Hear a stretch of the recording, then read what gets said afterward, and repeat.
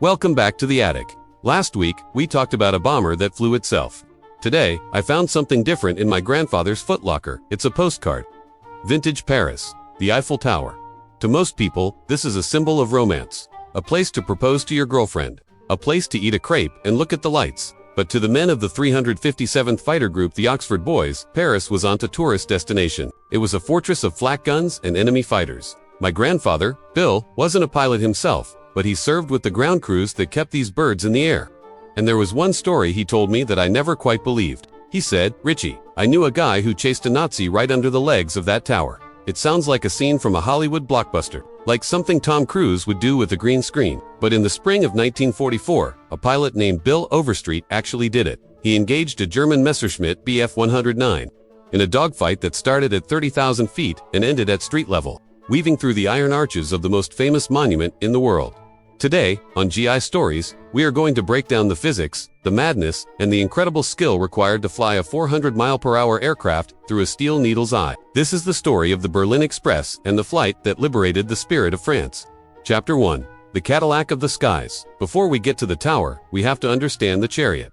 My grandfather's diary has pages and pages of technical drawings of one specific plane, the North American P-51 Mustang.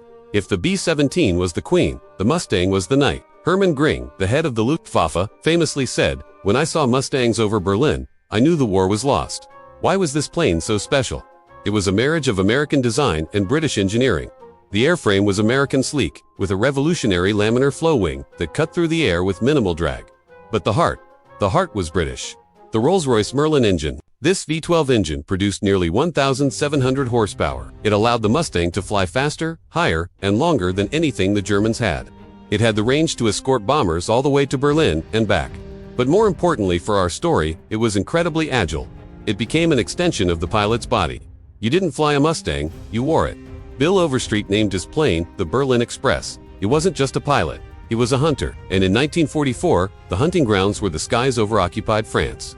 Chapter 2. The Yoxford boys, the 357th Fighter Group, wasn't known for playing by the rules. Based in Leicester, England, they were known as the Yoxford boys. This unit produced more aces than almost any other group in the 8th Air Force. Legends like Kit Carson and Bud Anderson flew with them. Even Chuck Yeager, the man who would later break the sound barrier, was a Yoxford boy. Their philosophy was aggressive. Before the Mustang, American fighters were told to stay close to the bombers. Don't chase the enemy, protect the flock. But when the P-51 arrived, the doctrine changed.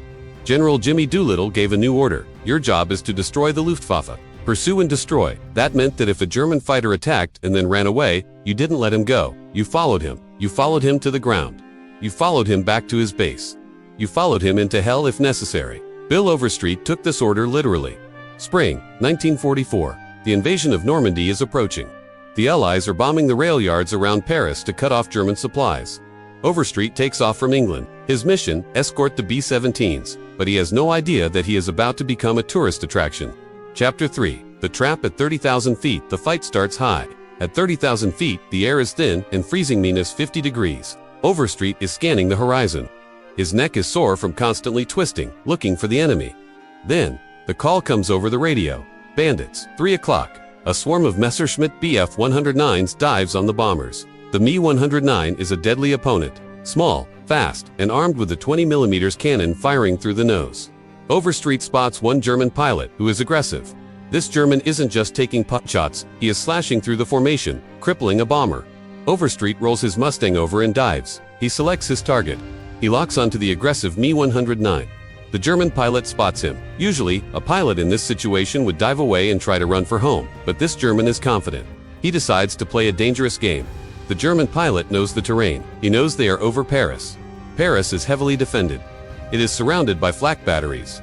The German thinks, if I can drag this American down to the deck, the anti-aircraft guns will tear him apart. He won't follow me into the city. It was a trap, a classic sucker drag. He pushes the stick forward and dives straight for the French capital. Let's pause the dive for a second. I want you to understand the risk here. Bill Overstreet isn't just fighting a plane. He is flying into the most heavily defended airspace in France. Every rooftop in Paris has a soldier with a rifle. Every park has a flak gun. Most pilots would break off. They would say, "It's not worth it." But Overstreet had that Yoxford boy mentality. He wasn't going to let this guy escape. If you admire that kind of relentless determination, go ahead and like this video. Now, let's follow them down to the cobblestones. Chapter 4. The descent. The two planes are screaming downwards. The speed builds up, 350, 450 miles per hour. The structures of the planes are groaning under the stress. Overstreet fires short bursts with his 6.50 caliber machine guns, rat-tat-tat. He scores a few hits on the Messerschmitt's wing and fuselage. Smoke starts to trail, but the German is still flying. They break through the cloud layer.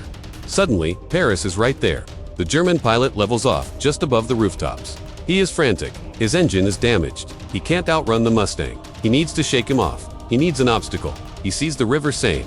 He follows it, and then, looming ahead, he sees the Iron Lady, the Eiffel Tower, built in 1889, 1,000 feet tall. But it's not a solid block. It has 4 massive legs, creating vast arches at the base. The German pilot makes a desperate split-second decision. He banks hard. He aims his plane not over the tower, not around it, but under it. His logic is sound. No American is crazy enough to follow me through there. He will pull up to avoid the tower, and I will escape on the other side. Chapter 5. Threading the Needle. Imagine Bill Overstreet's view. He is traveling at 250 miles per hour, just feet above the ground. Suddenly, a 10,000-ton iron structure fills his windshield. He sees the German plane dip low and shoot through the main arch. Overstreet doesn't blink. He doesn't pull back on the stick. He pushes the throttle forward. "Grandpa told me," Bill said later. I didn't really think about it. "I just knew if I pulled up, I'd lose him." The P-51 Berlin Express roars under the Eiffel Tower. The clearance is wide.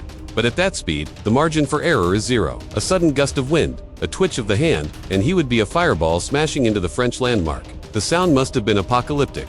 The roar of the 1,700 horsepower Merlin engine reverberating off the iron girders, amplifying the noise 100 times. The vibration shook the dust off the rivets. The German pilot looks in his rearview mirror. He expects to see empty sky. Instead, he sees a giant 4-bladed propeller chewing up the air right behind his tail. He must have panicked. Overstreet clears the tower. He lines up his sights. He pulls the trigger. 6 heavy machine guns unleash a stream of lead. The bullets tear the Messerschmitt apart. The engine explodes. The German plane crashes into the streets of Paris. Overstreet pulls up hard. Engine screaming. Victory secured. Chapter 6. The audience on the ground, but the story doesn't end with the crash. This moment meant more than just one dead Nazi. You have to remember the context. Paris had been occupied for 4 years. The swastika flew from the Eiffel Tower. The French people were demoralized. They felt abandoned.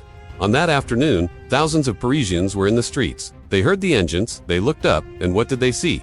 They saw a German plane running for its life, and chasing it, a shiny silver plane with a white star on the wing. An American. When Overstreet flew under the tower, the very symbol of France, was an act of supreme defiance. It was as if the Allies were saying, "We own the skies. We are coming for you." Reports from the French resistance later confirmed that this single event boosted morale more than 1,000 pamphlet drops. It became a legend in the cafes of Paris that night. Did you see the American? He flew right through the legs of the tower. Chapter 7. The Escape. But now, Overstreet had a problem. He was alone. He was low, and every German gunner in Paris was waking up. The sky lit up with tracers. He couldn't climb high to escape. That would make him an easy target for the heavy flak. So, he stayed on the deck. He flew down the River Seine, barely clearing the bridges. He flew so low that he reportedly clipped tree branches. He zigzagged his way out of the city, using the confusion he had caused as a smokescreen. It took him an hour of white-knuckle flying to reach the English Channel. When he landed back at Liston, his crew chief looked at the plane. It had bullet holes. It had leaves in the radiator intake. Overstreet climbed out, legs shaking, deaf from the noise. He simply said, "I got him." Conclusion. Bill Overstreet survived the war. He lived a quiet life in Roanoke, Virginia. For decades, the story was treated as a tall tale. The guy who flew under the Eiffel Tower. But the French never forgot. In 2009, nearly 65 years later, the French ambassador to the U.S. traveled to Virginia. They presented Bill Overstreet with the Legion of Honor, the highest decoration in France. The ambassador said, "You liberated France not just with your guns, but with your spirit. You gave us hope when we had none." Bill passed away in 2013, at the age of 92. This postcard isn't just a souvenir. It's a testament to the fact that sometimes, history is made in a split second of madness. My grandfather kept this card to remember that even Iron Bar's coup unstopped freedom when it's moving at 400 miles per hour. What do you think? Was it bravery or insanity? Personally, I think it was a bit of both. And that's what won the war. Leave a comment if you know any other pilots who did the impossible. This is Richard signing off.